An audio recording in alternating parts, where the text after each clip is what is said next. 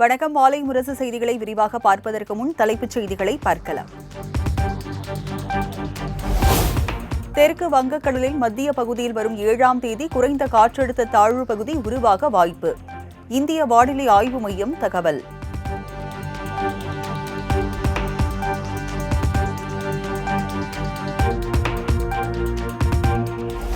விழுப்புரம் மாவட்டத்தில் பள்ளி கல்லூரிகளுக்கு நாளை விடுமுறை அறிவித்து மாவட்ட ஆட்சியர் உத்தரவு. வரும் திங்கட்கிழமை முதல் பள்ளி கல்லூரிகள் வழக்கம் போல் இயங்கும் எனவும் அறிவிப்பு.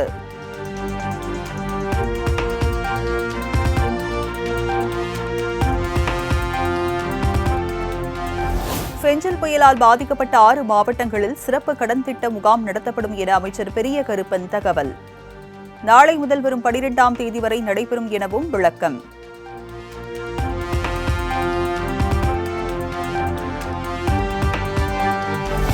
பெஞ்சல் புயலால் பலியானோரின் எண்ணிக்கை 26ஆக உயர்வு என தமிழக அரசு தகவல்.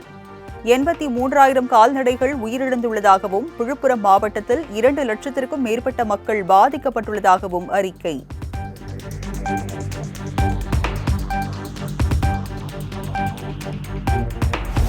காலநிலை மாற்றத்தை எதிர்கொள்வதில் அனைத்து மாநிலங்களுக்கும் தமிழ்நாடு முன் உதாரணம் என முதலமைச்சர் மு.க.ஸ்டாலின் பெருமிதம்.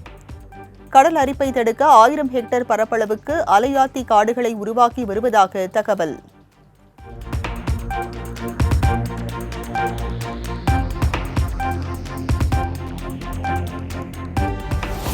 காலநிலை மாற்றம்தான் மனித சமுதாயம் எதிர்கொள்ளக்கூடிய மாபெரும் சவால் என முதலமைச்சர் மு.க.ஸ்டாலின் பேச்சு. காலநிலை மாற்றத்திற்கு ஏற்ப நம்மை தக்க வைத்துக் கொள்ளும் நடவடிக்கையை அரசு எடுத்து வருவதாக பேச்சு. காலநிலை மாற்றம்தான் மனித சமுதாயம் எதிர்கொள்ள இருக்கக்கூடிய மாபெரும் சவால். இதை நமது அரசு தொடர்ந்து சொல்லிக் கொண்டிருக்கிறது. காலநிலை மாற்றத்திற்கு ஏற்ற வகையில்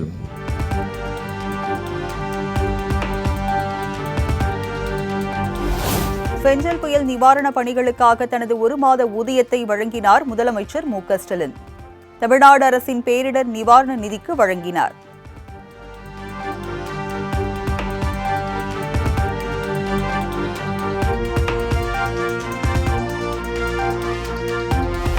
₹2,000 வெள்ள நிவாரணத்துக்கான டோக்கன் ரேஷன் கடைகளில் இன்று முதல் விநியோகம். அடுத்த 3 நாட்களில் ரேஷன் கடைகள் மூலம் நிவாரணம் வழங்கப்படும் என அரசு முதன்மை செயலாளர் அமுதா தகவல். டோக்கன் கொடுத்து ஒரு 3-4 நாளில் எல்லாருக்கும் அந்த ₹2,000 யார் யாருக்கெல்லாம் நம்ம டோக்கன் கொடுத்துருக்கோமோ நம்ம பணத்தையும் டிஸ்ட்ரிபியூட் பண்ண முடியும்.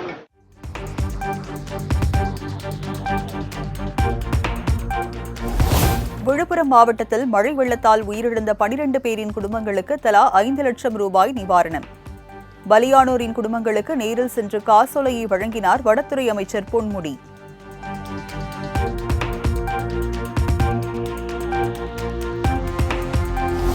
குடிநீரில் கழிவுநீர் கலந்ததால் 2 பேர் உயிரிழப்பா என்பது குறித்து ஆய்வு செய்யப்பட்டு வருகிறது. நீரின் மாதிரிகள் ஆய்வுக்கு அனுப்பப்பட்டுள்ளதாக அமைச்சர் மா. சுப்பிரமணியன் விளக்கம். குறிப்பாக வயிற்றுப்போக்கு தாம்பரம் மருத்துவமனையை பொறுத்தவரை இந்த வயிற்றுப்போக்குக்காக இவர்கள் ஒருவரும் 2 பேர் தனியார் மருத்துவமனைகளிலும் சிகிச்சைகள்.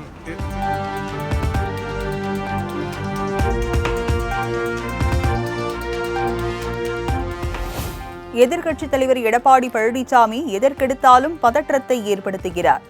குரோம்பேட்டை அரசு மருத்துவமனையில் பாதிக்கப்பட்டவர்களுக்கு ஆறுதல் தெரிவித்த பின்னர் அமைச்சர் மா. சுப்பிரமணியன் பேட்டி.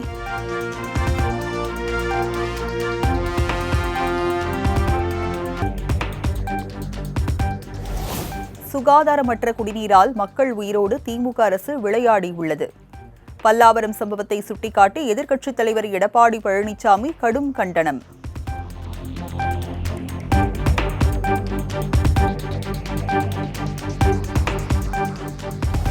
பல்லாவரத்தில் குடிநீரில் கழிவுநீர் கலக்கவில்லை என கூறும் திமுக அமைச்சர் அதனை குடிக்க முன் வருவாரா? பாஜக மாநில தலைவர் அண்ணாமலை கேள்வி.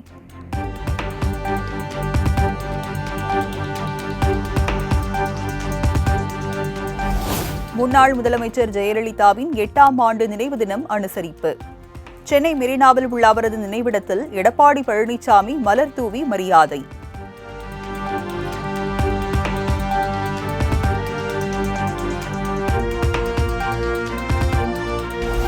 திமுக அரசை வீட்டுக்கு அனுப்பும் வரை ஓய மாட்டோம், உறங்க மாட்டோம். ஜெயலலிதாவின் 8ஆம் ஆண்டு நினைவு நாளையொட்டி அதிமுகவினர் உறுதிமொழி ஏற்பு.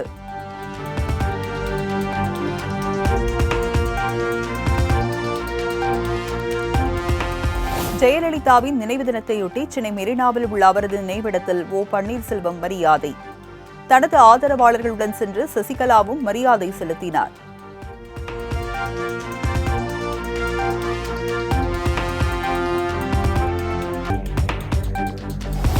கலைஞரை புகழ்ந்து சட்டப்பேரவையில் பேசிய ஓபிஎஸ்ஐ எந்த காலத்திலும் அதிமுக தொண்டர்கள் ஏற்க மாட்டார்கள். முன்னாள் அமைச்சர் பொன்னையன் பேட்டி. நாங்களும் அதில் கலந்து கொள்வோம் என்று சட்டப்பேரவையிலேயே கருணாநிதியை கடவுள் என்ற நிலைக்கு உயர்த்திய ஓபிஎஸ்ஐ அதிமுக தொண்டர்கள் ஏற்கவில்லை. எந்த காலத்திலும் இடமில்லை.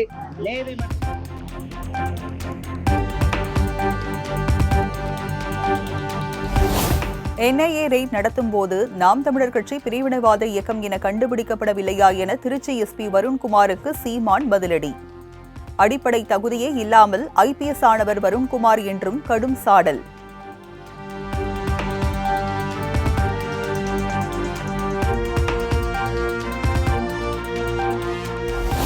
கள்ளச்சாராய வழக்கில் சிபிஐ விசாரணைக்கு எதிராக திமுக அரசு மேல்முறையீடு செய்துள்ளதற்கு எடப்பாடி பழனிசாமி கண்டனம். சிபிஐ இந்த வழக்கை விசாரிப்பதில் திமுக அரசுக்கு என்ன பயம் எனவும் கேள்வி.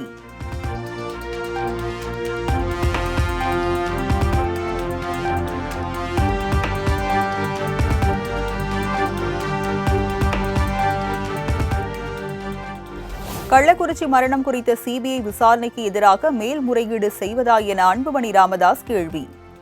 உண்மைகள் வெளிவந்துவிடும் என்ற அச்சம்தான் காரணமா எனவும் விமர்சனம்.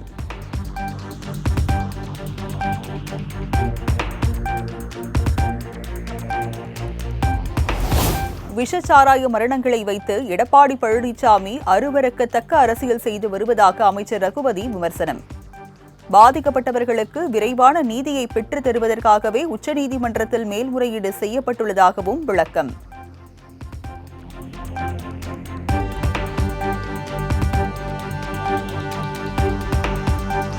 ஆயிரக்கணக்கான திருக்கோயில்களுக்கு குடமுழுக்கு நடத்த அனுமதி வழங்கிய தமிழக அரசை ஆன்மீக அரசு என சொல்லாமல் வேறு என்ன சொல்ல முடியும்? திருக்கடையூர் கோயிலின் வெள்ளி ரதம் வெள்ளோட்டம் துவக்க விழாவில் அமைச்சர் சேகர் பாபு பேச்சு.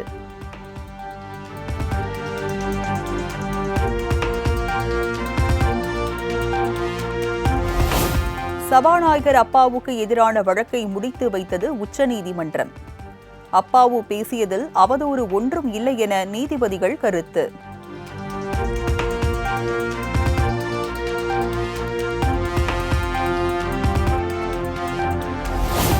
அமைச்சர் பொன்முடி மீது மக்கள் சேற்றை வாரி வீசியது ஏற்கத்தக்கதல்ல.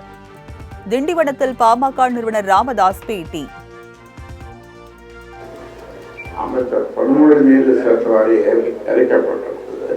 அது பற்றி இத்தகைய செயல்களை அனுமதிக்க முடியாது, அனுமதிக்கவும் கூடாது. அரசுக்கு எதிர்ப்பை தெரிவிக்க ஜனநாயகத்தில் பல வழிமுறைகள் உள்ளன. அவற்றை விடுத்து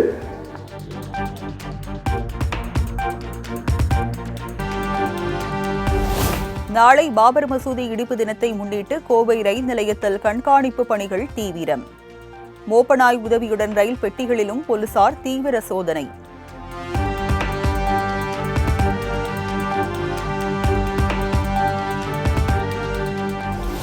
சிதம்பரம் நடராஜர் கோவிலுக்கு சொந்தமான நிலங்கள் பொது தீட்சிதர்களால் சட்டவிரோதமாக விற்பனை செய்யப்பட்டதாக தொடரப்பட்ட வழக்கு.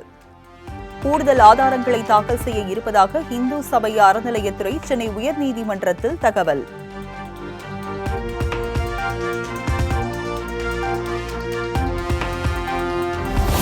நடிகர் மன்சூர் அலிகானின் மகன் கஞ்சா விற்பனையில் ஈடுபட்டதாக போலீசார் அதிர்ச்சி தகவல். வாட்ஸ்அப் உரையாடல்களுடன் பல ஆதாரங்கள் சிக்கியுள்ளதாக விளக்கம்.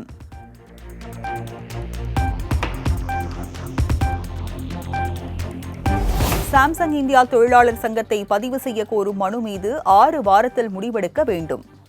தமிழக அரசின் பதிவுத்துறைக்கு சென்னை உயர்நீதிமன்றம் உத்தரவு.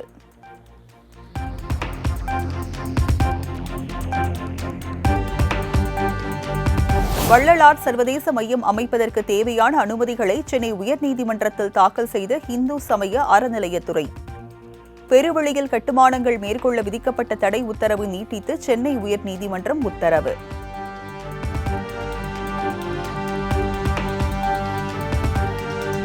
புதுச்சேரியில் மழை வெள்ளத்தால் பாதிக்கப்பட்டவர்களுக்கு கூடுதல் நிவாரணம் வழங்க வேண்டும். சேதமடைந்த பொருட்களை சாலையில் வைத்து பாதிக்கப்பட்ட மக்கள் முழக்கமிட்டதால் பரபரப்பு.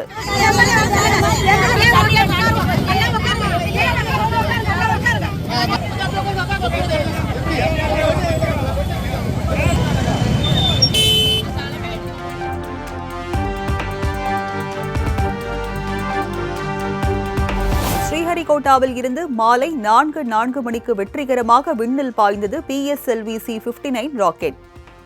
இஸ்ரோ விஞ்ஞானிகள் கைகளை தட்டி உற்சாக ஆரவாரம்.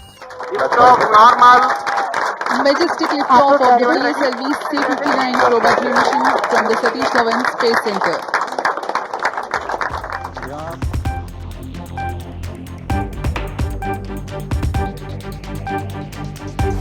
புரோபா 3 மற்றும் கரோனாகிராஃப் செயற்கைக்கோள்கள் புவியின் நீள்வட்ட பாதையில் வெற்றிகரமாக நிலைநிறுத்தம். சூரியனின் ஒளிவட்ட பகுதியை ஆய்வு செய்ய உள்ளதாக இஸ்ரோ தகவல்.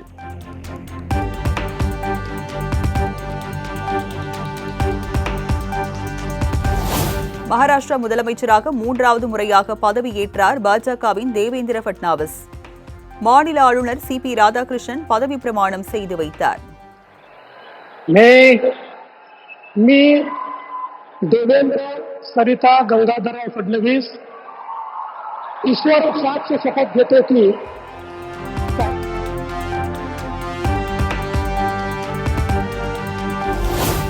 மகாராஷ்டிரா துணை முதலமைச்சராக பதவியேற்றார் ஏக்நாத் ஷிண்டே. ஒரு வார காலமாக நீடித்த சஸ்பென்ஸ் முடிவுக்கு வந்தது.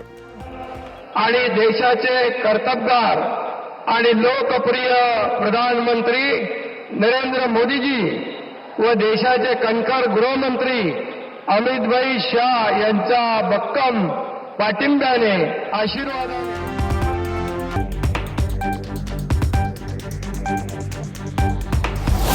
மகாராஷ்டிராவின் துணை முதலமைச்சராக தேசியவாத காங்கிரஸ் கட்சித் தலைவர் அஜித் பவார் பதவியேற்பு. कोणती बाब असा उपमुख्यमंत्री म्हणून माझी कामे यथायोग्य पार पाडण्यासाठी आवश्यक असेल ते खेरीज करून एरवी मी कोणत्याही व्यक्तीला किंवा व्यक्तींना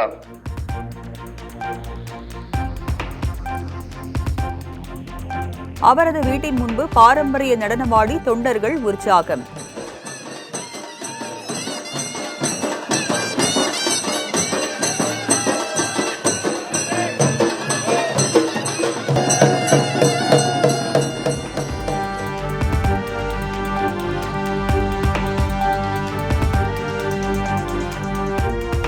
பிரதமர் மோடி, உள்துறை அமைச்சர் அமித்ஷா, பாதுகாப்புத்துறை அமைச்சர் ராஜ்நாத் சிங் உள்ளிட்டோர் பதவியேற்பு விழாவில் பங்கேற்பு. பாஜக ஆளும் மாநில முதலமைச்சர்கள் மற்றும் கூட்டணி முதலமைச்சர்கள் விழாவில் பங்கேற்று வாழ்த்து.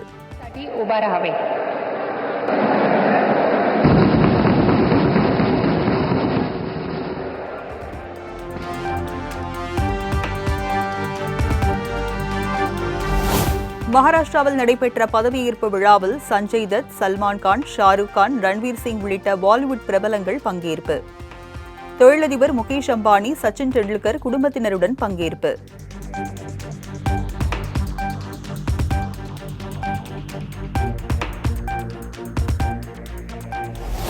அதானி முறைகேடு விவகாரத்தை விவாதிக்க கோரி எதிர்க்கட்சிகள் தொடர் அமளி. கூச்சல் குழப்பம் நீடித்ததால் மக்களவை நாள் முழுவதும் ஒத்திவைப்பு. इसका जवाब आ जाए, ये कल से चल रहा है, तो सभा की कार्रवाई शुक्रवार दिनांक 6 दिसंबर 2024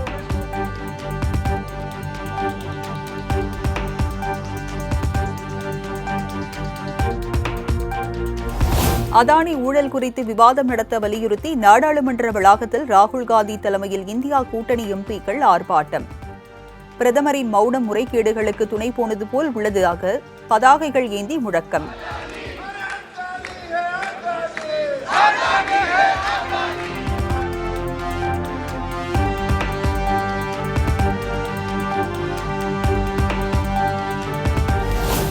அதானி முறைகேடு தொடர்பான விசாரணைக்கு பிரதமர் மோடி ஒருபோதும் ஆணையிட மாட்டார்.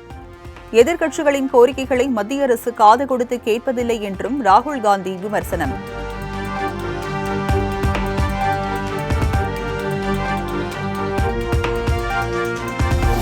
நாடாளுமன்றத்தின் விதிமுறைகளை உறுப்பினர்கள் முறையாக பின்பற்ற வேண்டும்.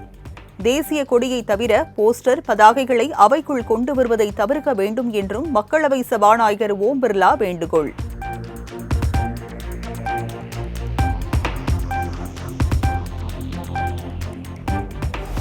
இரண்டு நாள் பயணமாக இந்தியா வந்துள்ள பூட்டான் மன்னர் ஜிக்மே கேசர் நாம்கேல் பிரதமர் மோடியுடன் சந்திப்பு. இருதரப்பு நல்லுறவு குறித்து இரு தலைவர்களும் முக்கிய ஆலோசனை.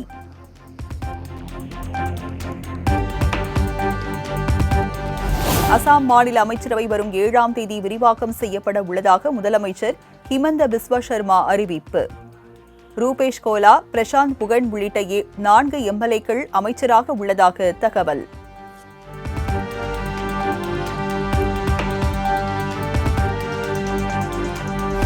முதலமைச்சர் ஹேமந்த் சோரன் தலைமையிலான ஜார்க்கண்ட் சட்டப்பேரவை விரிவாக்கம். ஜார்க்கண்ட் முக்தி மோர்ச்சா எம்எல்ஏக்கள் 6 பேர் மற்றும் ஆர்ஜேடியை சேர்ந்த 4 பேர் புதிய அமைச்சர்களாக பதவியேற்பு.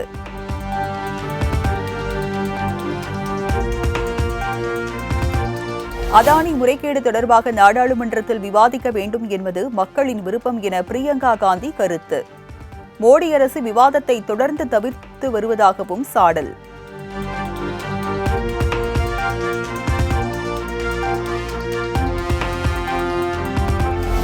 மேக் இன் இந்தியா திட்டம் மூலம் சிறு குறு மற்றும் நடுத்தர தொழில் நிறுவனங்களை மேம்படுத்தும் முயற்சி வரவேற்கத்தக்கது. ரஷ்ய அதிபர் விளாடிமிர் புட்டின் இந்தியாவுக்கு பாராட்டு.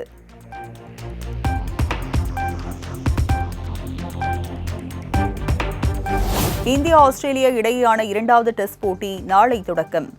வெற்றி பயணத்தை தொடர ஆர்வம் காட்டும் இந்திய அணி.